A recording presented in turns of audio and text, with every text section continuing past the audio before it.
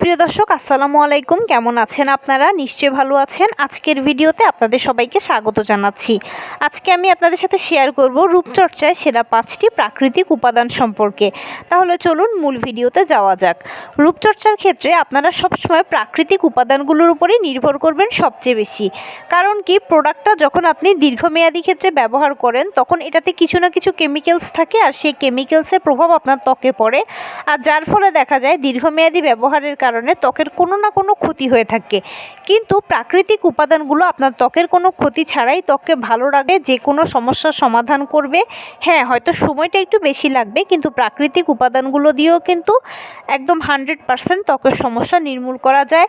তার পাশাপাশি যে কোনো বয়সে এটাকে ব্যবহার করতে পারবেন। হাতের নাগালে থাকা সহজলভ্য জিনিস দিয়ে রূপচর্চা করলে সারা বছরই এটা আপনারা ব্যবহার করতে পারবেন।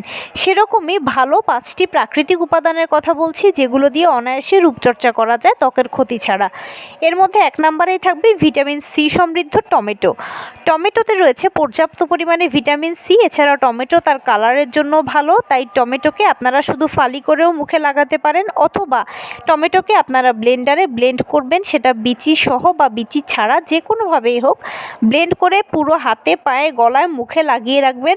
অপেক্ষা করবেন হালকা এটা শুকিয়ে এলে, তারপরে খালি হাতে এটাকে মাসাজ করবেন। হালকা হালকা করে মাসাজ করার পরে যখন ধুয়ে ফেলবেন তখন দেখবেন যে আপনার ইনস্ট্যান্ট ত্বকটা সতেজ দেখাচ্ছে। আর দীর্ঘদিন ধরে যদি ব্যবহার করতে থাকেন তাহলে এটা হার্বাল ব্লিচ হিসেবে কাজ করবে। দ্বিতীয় যে উপাদান সেটা হচ্ছে শসা।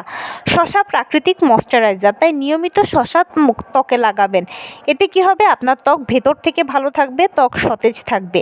আরেকটা কাজ করতে পারেন, সেটা হচ্ছে শসাকে একটু আড়াআড়ি করে কাটবেন, কেটে সেটাকে আপনারা ডিপ ফ্রিজে রেখে দেবেন। 24 ঘন্টা পরে এটা যখন পুরোটা ফ্রিজ হয়ে যাবে তখন আপনারা এই শসাটাকে নিয়ে ঠান্ডা ঠান্ডা শসাটা মুখের মধ্যে যখন ঘষবেন তখন এটা আপনার ওপেন পোরসের সমস্যার সমাধান করবে, প্লাস আপনার স্কিনকে অনেক বেশি রিফ্রেশ করবে।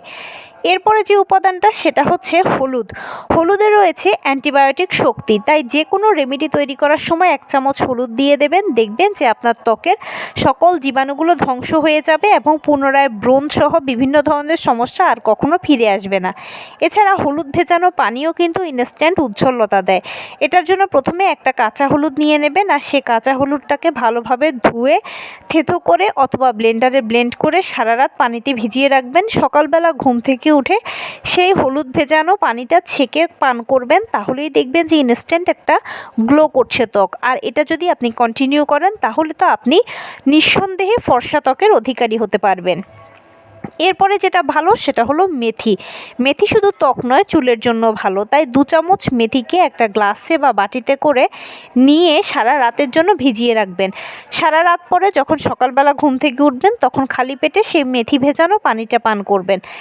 আর মেথি ভেজানো পানিটা পান করার পরে যখন আপনারা মেথিটা দেখবেন যে একদম ভিজে টইটুম্বুর হয়ে গেছে, তখন এটাকে ফেলে দেওয়ার দরকার নেই। এটাকে বেটে বা ব্লেন্ডারে ব্লেন্ড করেও আপনারা এটা ত্বকে ও চুলে লাগাতে পারেন। দেখবেন যে আপনার স্কিন খুব ভালো থাকবে।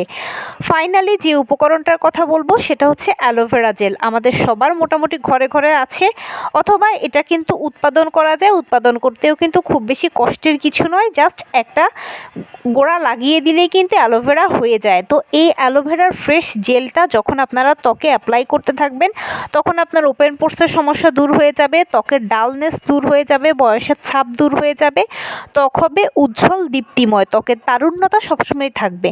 আর ফাইনালি আমার পছন্দের বেসনের কথাটা তো বলবোই।